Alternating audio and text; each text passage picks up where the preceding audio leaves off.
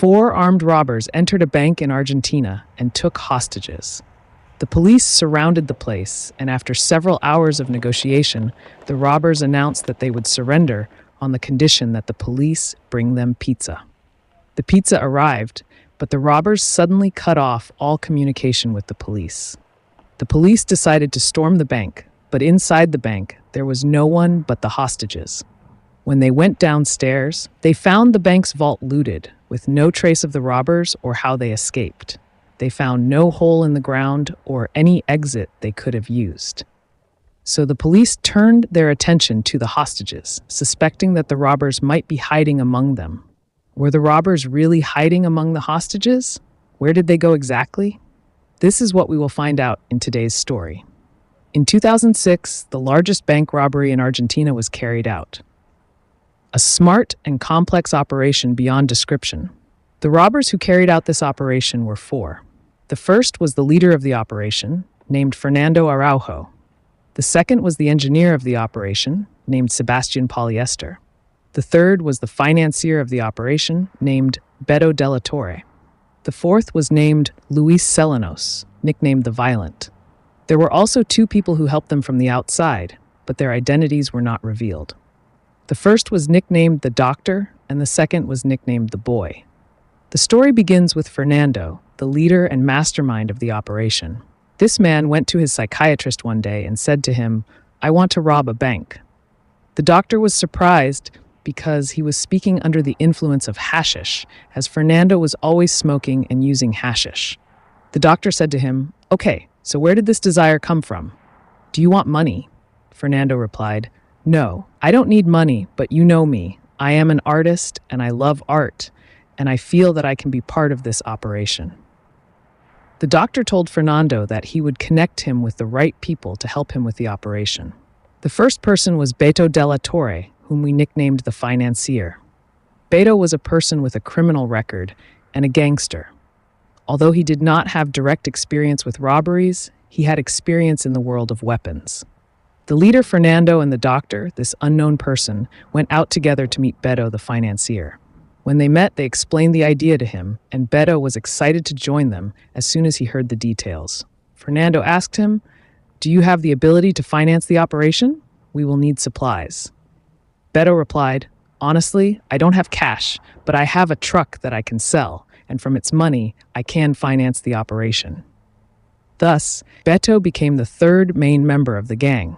The doctor, as we said, his identity is unknown, and we do not consider him a main member because he was like a coordinator and did not actually participate in the operation. Fernando, the leader, still wanted a fourth person to work with him in the manual work that required strength because the engineer would be busy manufacturing the tools. And Beto, the financier, was the oldest, and his movement was slow, so he was not enough alone. He suggested the fourth person who would join the gang, and this person was named Luis Selenos, nicknamed the Violent.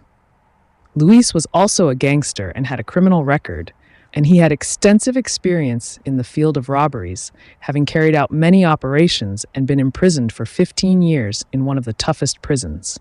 Luis the Violent was a hot-blooded person and always ready to resort to violence at any moment. Despite all this, he was smart and had skills in acting and fraud, and he would play an important role in the operation later. Now the gang was complete. Fernando the leader, Seb the engineer, Beto the financier, and Luis the Violent. These four began to discuss the details of the operation. They went down together to the sewer tunnel and saw the place and reviewed the calculations made by Fernando. The next step was that they needed more accurate calculations, and to do these calculations, they needed the building's blueprints. Luis the Violent said, "I will get you these blueprints." They asked him, "How?" He replied, "Don't worry, I will get them." A few days later, he brought it and placed it in front of them, and they still didn't know how he got it. Did he bribe a municipal employee, or did he break into the municipal building himself and steal it? No one knows. After that, they managed to calculate the exact spot where they needed to dig inside the sewer tunnel, calculated the length of the tunnel and the angle it needed to be inclined at, and drew a detailed plan with all the calculations needed for the digging process. Then they started bringing the tools they needed. They brought a diesel-powered generator, digging tools, and large drills, and began digging on the side of the tunnel. There was always someone above on the street to monitor the situation and ensure that the sound of digging didn't reach outside the sewers. Of course, this digging process would take several months at least. Now, they faced the next problem, which was the thermal sensors and alarm systems that would go off as soon as they breached the vault.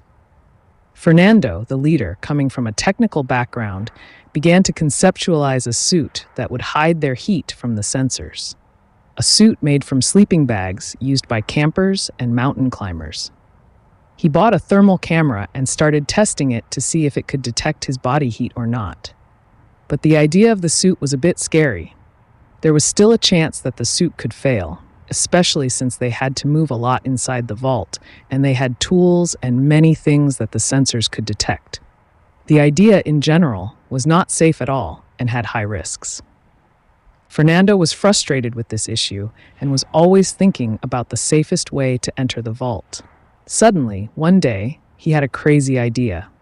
He had been focusing all the time on the idea of robbing the bank while it was closed, breaking into the vault from below without anyone seeing them.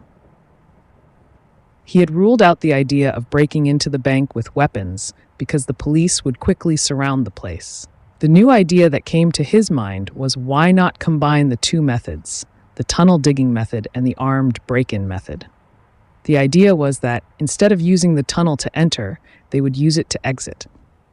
This way, the sensors and alarms would be of no importance.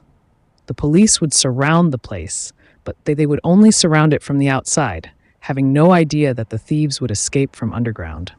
When this idea came to Fernando's mind, he went crazy and started searching the internet to see if anyone had done such an operation before them.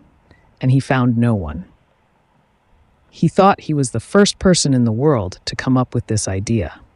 But if you watched a previous video about a bank robbery in Germany carried out by Arabs in 1995, you would know that Khaled al-Barazi was probably the first person to come up with this idea. In any case, since Fernando couldn't find out about this operation from the internet at that time, it meant that it hadn't reached the police in Argentina, and they probably wouldn't expect it. When Fernando told the group with him about the idea, they were all amazed and excited. Now, they had to add weapons to the equipment they would need.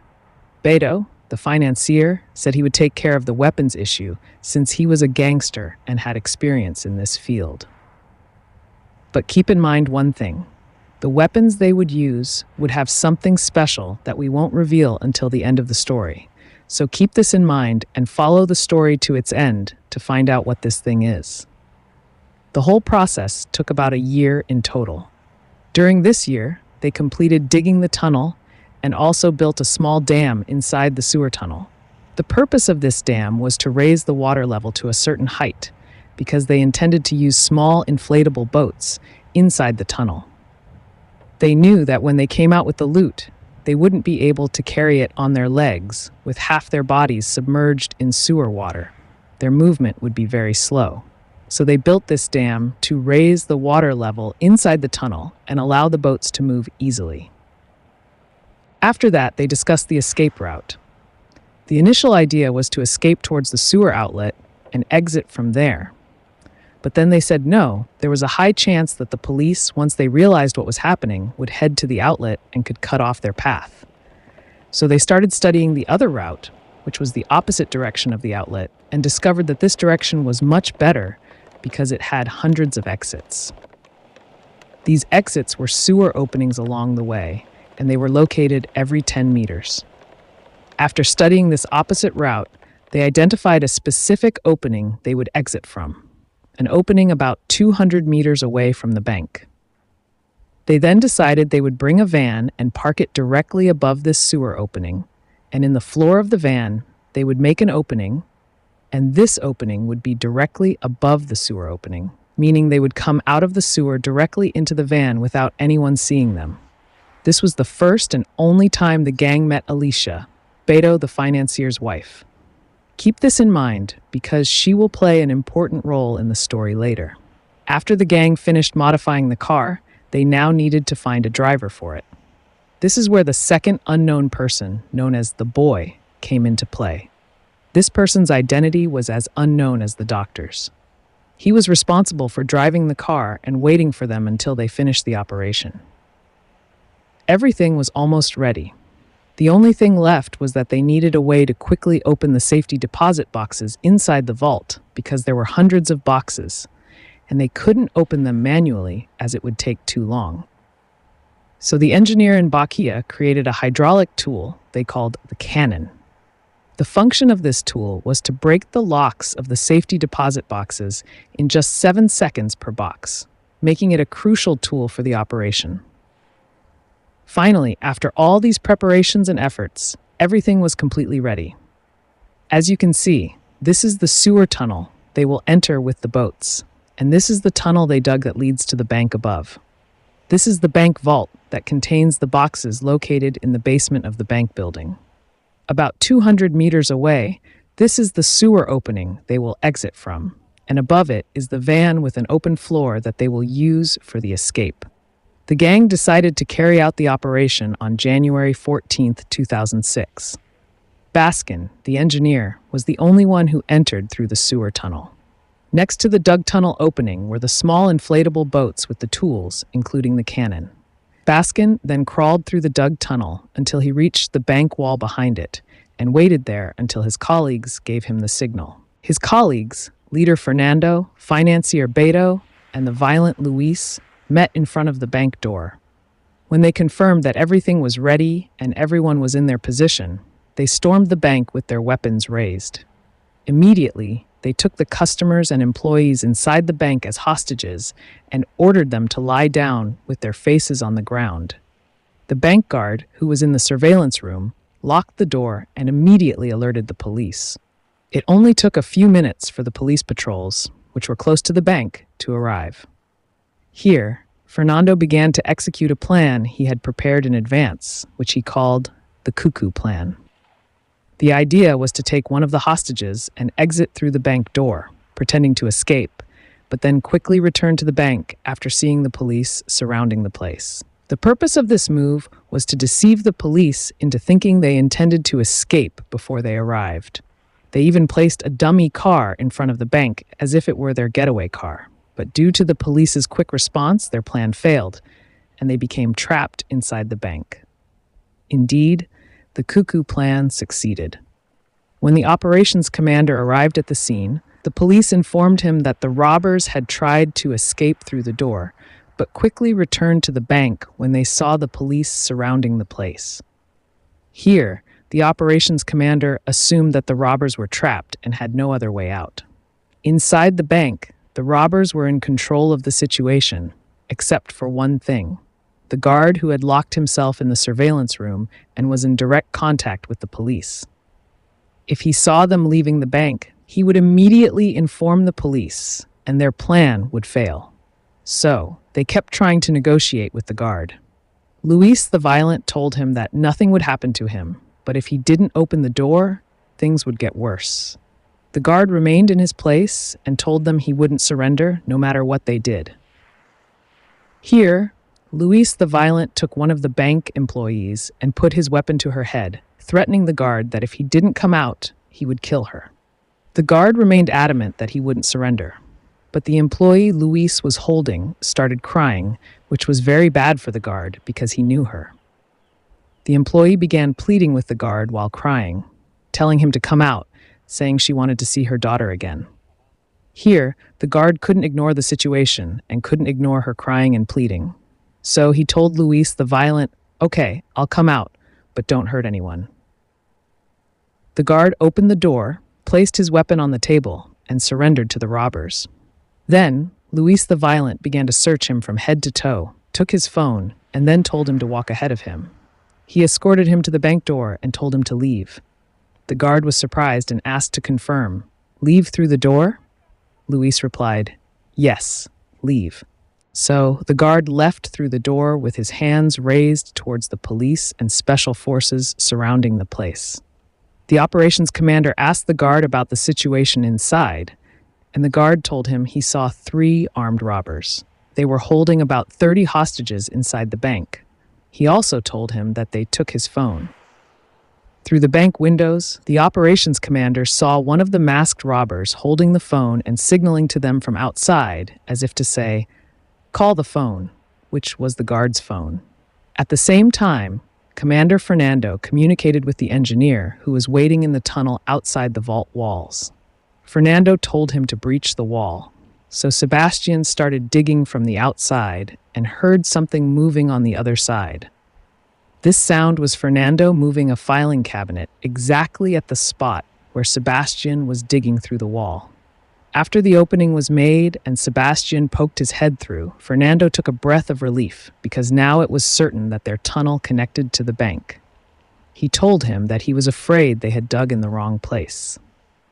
Baskin, the engineer, entered the vault with the hydraulic tool, the cannon, and began using it to open the safety deposit boxes, which were numerous. The plan was that within a certain time frame, they would open as many boxes as possible. They had set themselves 2 hours, during which they aimed to open about 400 boxes. Sebastian, the engineer, and Fernando, the leader, stayed in the vault executing the looting operation. Meanwhile, above, Luis the Violent and Beto the Financier controlled the hostages and tried to stall the police for the 2 hours they had set. Luis the Violent was the one holding the phone, and as I told you, he had a talent for acting and deception. He managed, in an amazing way, to stall the police and create a persona that even became famous in the media covering the event live. They called him the man in the gray suit. Even the operations commander, when he called him, was surprised at how this person spoke to them calmly and comfortably, as if nothing was happening. The operations commander asked, "What are your demands? What do you want?" Luis the Violent replied, "Honestly, we entered to rob the bank and intended to escape quickly, but you surrounded us faster than we expected. We don't want to hurt anyone, but now we don't know what to do." The operations commander was watching Luis the Violent through his binoculars from the bank window while talking to him on the phone. He saw him sitting on a chair with his legs crossed, relaxed as if nothing was happening. He was surprised at how calm this man was, and here he realized that the man in front of him was experienced and seasoned. Indeed, Luis interrupted his thoughts and said, "Look, my friend, I just got out of San Quentin prison after serving 15 years, and this is not my first bank robbery. So I know your procedures and tricks, and I advise you not to try to play games with me because it could lead to something bad for the hostages." The commander replied, Okay, don't worry. We won't do anything or play any tricks, but you release one of the hostages every now and then to show good faith." Luis replied, "If we release the guard, what? Are you too greedy? Greed is not good, so don't ask for releases. We decide when to release the hostages, okay? Goodbye." And he hung up the phone. In this way, Luis proved to the operations commander that he was in control here and made him think twice before considering any rash actions. This was all the robbers needed: time. One of the funny things that happened was that Luis the Violent and Beto the Financier, who were with the hostages, discovered that an old woman among the hostages was celebrating her birthday that day. So they went to the small kitchen attached to the bank, brought her a small cake, sang to her, and made all the hostages lying on the ground sing with them. In the end, they told her that they would give her a birthday gift by releasing her. Indeed, they let her out the door and let her go. This story was mentioned by several sources, but its strangeness makes it hard to believe. In any case, the communication between Luis the Violent and the operations commander continued. Luis kept inventing stories or new things to keep them busy. Once, he even told them to call his lawyer to negotiate the terms of their surrender and gave them a phone number belonging to one of the hostages with them, pretending it was the lawyer's number. When the police called this number, which was supposed to be the lawyer's, Luis answered himself, changed his voice, and pretended to be the lawyer, saying he was on his way to negotiate the terms of surrender. This man was an extraordinary case, able to stall the police easily for the 2 hours they needed for the operation. Unfortunately, when the 2 hours were up, Engineer Sebastian and leader Fernando couldn't open the number of boxes they had targeted. they managed to open only 147 boxes. The hydraulic tool they had, the cannon, had problems and would overheat, making it difficult to operate at the efficiency they expected. However, the loot they managed to obtain was never to be underestimated. It was a huge haul, more than enough for them. So they decided not to take any more risks and stick to the time they had set for themselves. They didn't let greed blind them. The leader, Fernando, called Luis the Fierce and told them they would start the escape plan from the bank. Here, Luis used the last trick he had saved for the end against the police. He called the operations commander and said, "Look, we've decided to surrender, but we know we'll be in custody without proper food for a long time. So, before we surrender, we want pizza. Bring us enough to feed us and the hostages." The operations commander replied, "All right, we'll get you pizza." Luis then insisted that it be authentic Italian pizza and gave them the name of a specific restaurant far from the bank to buy more time. The operations commander agreed. "All right, we'll get it from that restaurant." After this conversation, Luis cut off all communications with the police. He ordered the hostages to stay lying down with their faces on the ground without moving, threatening to shoot anyone who moved immediately. Meanwhile, Fernando and Sebastian, who were in the vault, gathered all the loot into bags and threw them through the tunnel they had dug. Luis and Beto quickly joined them in the vault. Before they left, they spread a small mat on the ground and placed their weapons on it. We'll find out later why they did this. As they exited through the hole in the wall, they moved the filing cabinet back to cover the hole again. Additionally, they placed something resembling a bomb on the hole. They then quickly descended to the small inflatable boats, waiting for them below, loaded the bags onto one of the boats, and boarded the other.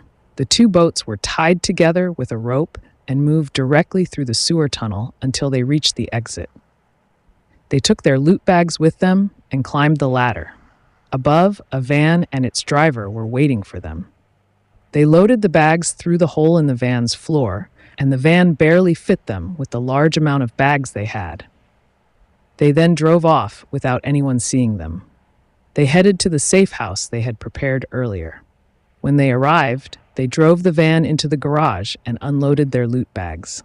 The first thing they did was turn on the TV to watch the news and see if the police were following them. The funny thing was that the police hadn't even stormed the bank yet. The gang sat watching TV, enjoying themselves, as if they were watching a movie, waiting for the reaction when the police discovered what they had done. The pizza Luis ordered arrived, and the operations commander tried to contact Luis several times, but all attempts failed. The commander decided it was time to storm the place and ordered the Special Forces soldiers to enter, ready for a gunfight.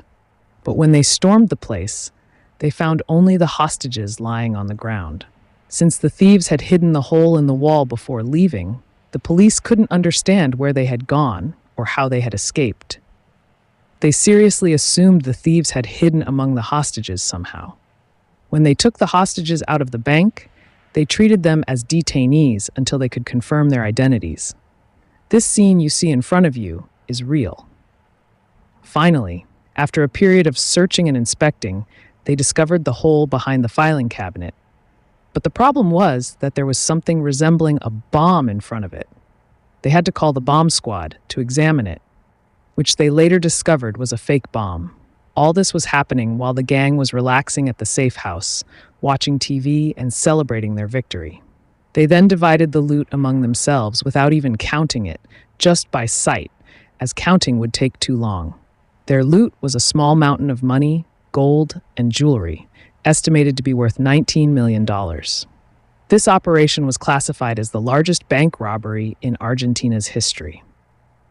After they divided the loot among themselves, they agreed that each one would go their separate ways and never see each other again. Each one took their share, got into their car, and drove off. They were all happy, but one of them would soon have his joy ruined, as the others would follow him one by one. This person was Beto, the financier. When Beto returned home, his children and his wife, Elisa, were eagerly waiting for him, especially Elisa, who knew about the operation and was eagerly awaiting the new wealth that would change their lives forever. Beto celebrated grandly that night with his wife and children. Time passed, and one day, when Beto returned home after an outing with some friends, he noticed that one of the loot bags in the safe was not in its place. When he opened the bag, he discovered that a large bundle of money was missing. He went to his wife, Elisa, and asked her, "Did you take anything from this money?" His wife replied coldly, "Yes, I took 5 or 6 small bags." It should be noted that each small bag contained about $3,000. Beto angrily said, "We are trying to stay out of sight. How can you take such an amount without telling me? You will expose us." The argument began between them, and Beto asked his wife to return the money she took, but she refused, and the argument intensified. In the end, Beto took his loot and the food in the house and decided to hide it in another place. What Beto did not expect was that his wife would hold such a grudge against him that she went to the police station and reported him. She might have thought he was cheating on her with another woman and believed he took the money to go to his secret lover and abandon them. Imagine, the jealousy was over something that didn't even exist.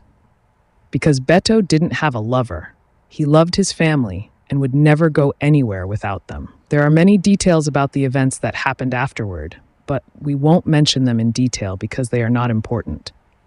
In short, Beto was arrested, and after his arrest, he refused to reveal the identities of his colleagues. But with the help of his wife and other evidence, such as phone tracking, they were eventually able to identify the 4 who carried out the operation, and arrest warrants were issued for all of them. Although each one went in a different direction, they were all caught.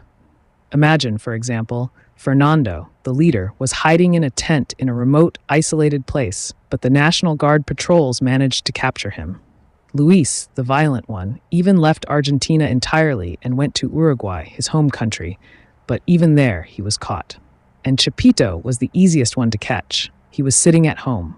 All 4 were caught and tried. The surprising thing is that most of the loot was not recovered, as the thieves hid it in difficult places and refused to reveal its location. In the end, they were sentenced to prison terms ranging from 9 to 15 years. But they all got out after short periods due to good behavior. Fernando Sebastian, one of them, spent almost 2 years in prison, and that's it. Afterwards, they released the suspects and placed them under house arrest for 2 years. As for Beto and Luis, because they had prior convictions, they kept them in prison for a bit longer. Luis served about 6 years, and Beto served fewer years, which was still much less than the original light sentence they received. The question is it reasonable for the punishment for an armed robbery involving millions of dollars to be this lenient? How can the sentences be so weak? The main reason was the weapons they used. Remember when I told you their weapons were special? And remember when I told you that when they left the bank, they placed their weapons on the ground clearly? The reason was that their weapons were fake, not real weapons. Imagine they carried out such a massive operation, took hostages, and complicated the police and special forces with fake weapons. Of course, the reason was that if they were caught, which is what happened, the sentence for an armed robbery is very different from that for an unarmed robbery. This is what ultimately led to the light sentences and early release. But the strange thing is that the loot was never recovered. I don't know, maybe there was a secret deal with the authorities to return a large part of the money in exchange for early release, because it would be very strange if they were released just like that without any compensation. The only remaining possibility is that there were bribes involved, but these are all just speculations. God knows what happened behind the scenes. As for the bank victims, they were compensated by the bank and insurance companies. A dramatic film was made about this case, as well as a documentary.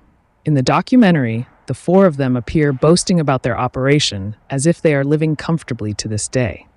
Honestly, I don't know what happened to the money. Anyway, this brings us to the end of our story. Don't forget to like, subscribe to the channel, and activate the notification bell. Thank you for watching. See you in the next video. Goodbye.